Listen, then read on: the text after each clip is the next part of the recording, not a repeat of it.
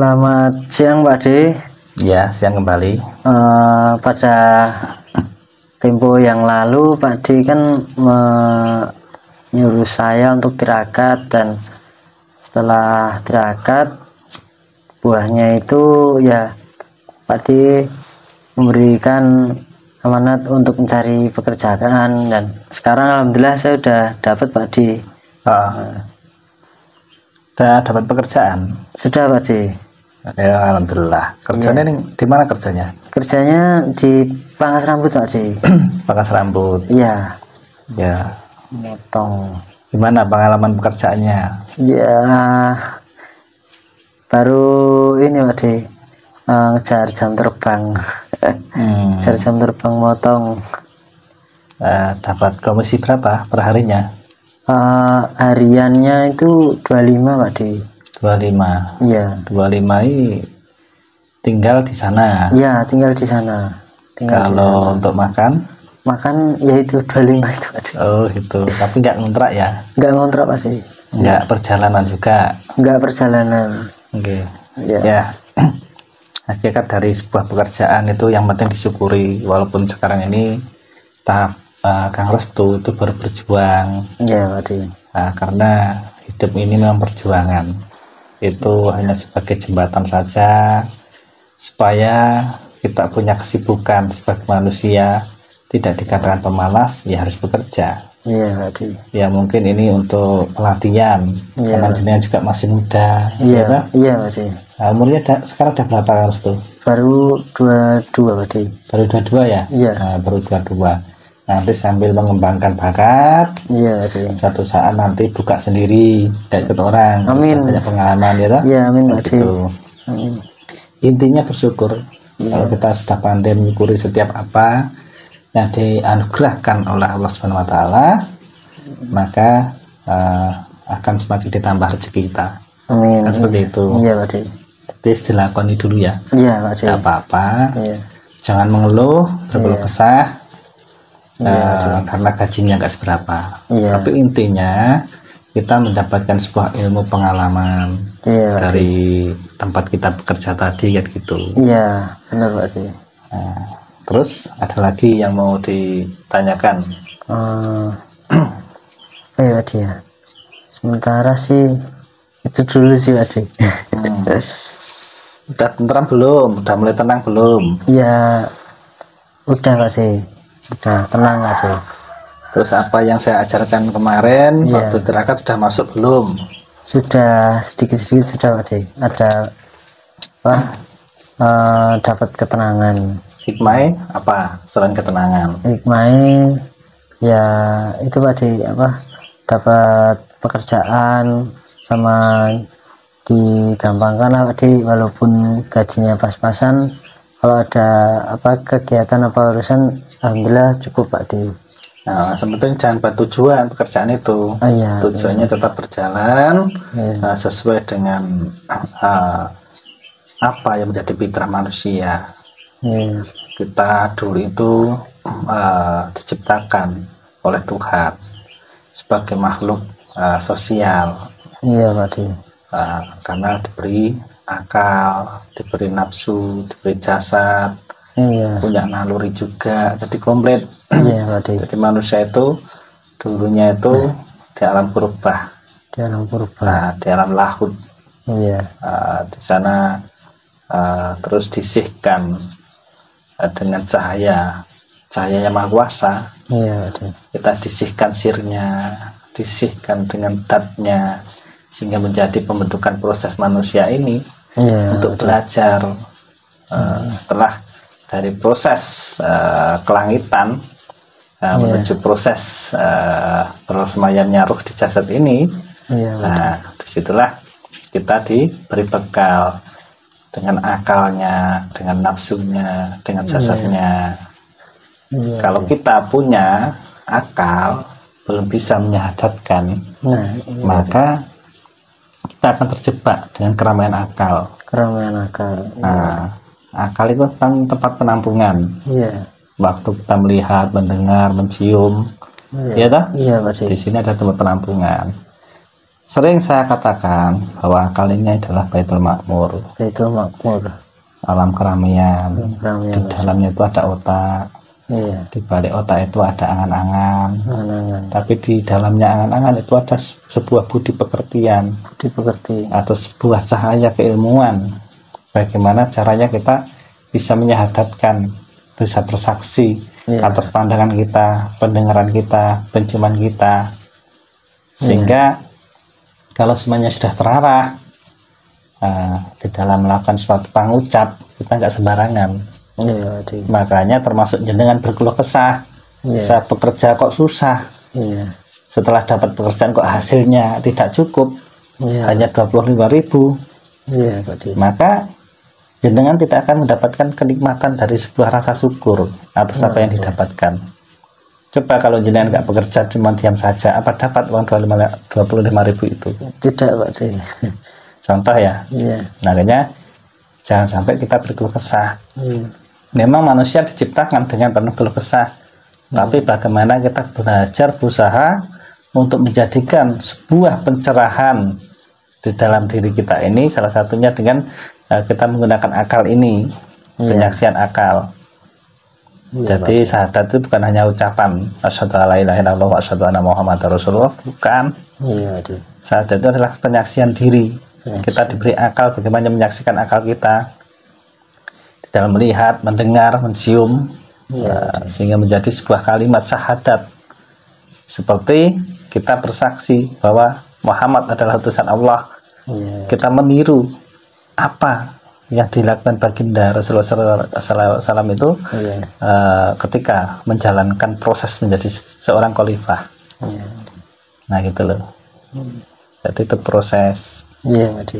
bagaimana kita menerima hakikatnya nafsu, bagaimana caranya untuk mengendalikan, gitu loh. Mengendalikan, ya, Pak Di. Ya karena raga ini tergantung dengan akal dan nafsu. Kalau raga kan hanya bergerak, mengikuti dari sebuah pemikiran, sebuah rasa, sebuah kehendak nafsu. Iya, Nah, itu semuanya proses. Makanya terutama terpenting adalah nikmat rasa syukur, kita diberi kesehatan, mampu bekerja. Nah, itu sudah luar biasa. iya, Daripada kita hanya bermalas-malas, tidak mendapatkan sesuatu kemengertian tentang rasa tata cara bersyukur tadi gitu loh. Iya, Kalau orang malas itu kan akhirnya ujung-ujungnya ngerantas. iya. Pengen beli ini nggak bisa karena nggak punya uang, pengen minum aja susah, nah, kan gitu. Walaupun alam jagat raya ini semuanya sudah tersedia. Iya, Ya kalau di rumah mungkin bisa makan dan minum numpang pada keluarga orang tua. Coba kalau di luaran, iya, Pak Di. air aja beli itu kalau di luar, Iya, makanan juga beli itu, beli, Pak Di. contohnya gitu. Iya. Gitu. Iya, Pak Di. Ya sebetulnya saya juga dari pengalaman. Iya, Pak Di. Terkadang saya juga berproses ketika saya bagaimana mempunyai akal, nafsu, dan jasad ini, bagaimana caranya untuk menata menuju penyaksian yang sempurna. Terkadang juga banyak istilahnya gangguan, ujian, cobaan, tapi dengan seiring sejalan, semua itu untuk menjadi jembatan semua di dalam menuju Allah, gitu loh. Iya, Pak Di. Jadi ujian orang itu semuanya pasti dapat. Iya, Pak Di. Orang-orang terdahulu juga hidupnya diuji, kita pun teruji, semuanya dalam ujian. Tapi ketika kita berusaha untuk selalu mendekat diri, memperjalankan jiwa kita dengan perangkat kita ini, maka kita akan menemukan kesejatian. Sudah saatnya kita membuka rahasia di dalam diri kita. Iya, Pak Di. Rahasia apa? Manusia diberi akal, nafsu, jasad, roh, rasa, nur, sirdat. Itu kita buka satu persatu supaya kita mendapatkan pemahaman, pencerahan di dalam situ. Nah, jadi proses ketika kita masih muda, kita suka melakukan sesuatunya tanpa terkontrol, pemalas tapi hayalannya besar, pengennya ini itu, tapi tidak mau berusaha. Sama dengan kita waktu memperjalankan diri menuju Tuhan. Kalau tidak dengan zikir, tidak dengan ibadah secara spiritual, ya nggak akan sampai kepada Tuhan. Itu contoh. Ya toh? Manusia itu kan tempatnya salah. Sebetulnya kita sudah diberi perangkat, tapi kadang kita salah dalam menggunakannya. Diberi akal, tidak menemukan cahaya keilmuan di dalam budi pekertinya, di dalam akalnya. Akhirnya pikiran akal ini menjadi sebuah kecongkakan, kesombongan, merasa pintar, merasa cerdas, menyalahkan yang lainnya. Diberi nafsu, membabi buta, tidak bisa memperjalankan dengan baik. Mana nafsu yang bisa dijalankan, yang diridhoi, atau bantu nafsu yang harus dikendalikan. Akhirnya raganya rusak karena mengikuti hawa nafsunya. Tapi semua proses. Saya juga sama, juga seperti itu, melakukan hal yang salah karena pandangannya belum menemukan cahaya ketuhanan, pendengarannya belum bisa mendengar kalam Tuhan, penciumannya belum bisa mendapatkan kehadiran Tuhan. Jadi pandangan saya masih salah, pendengaran saya masih salah, penciuman saya masih salah, ucapan saya juga masih salah. Ketika belum semuanya tercahayai, apalagi di dalam diri ada roh, rasa, nur, sirdat, ini kalau nggak ada cahayanya, semuanya akan gelap gulita, tidak akan menemukan jalan. Ibaratnya kalau kita nanti pulang menghadap pada Tuhan, tidak sampai pada tempatnya, gitu loh. Gimana Kak Restu? Apa yang tak sampaikan ini udah tahu nggak hikmahnya?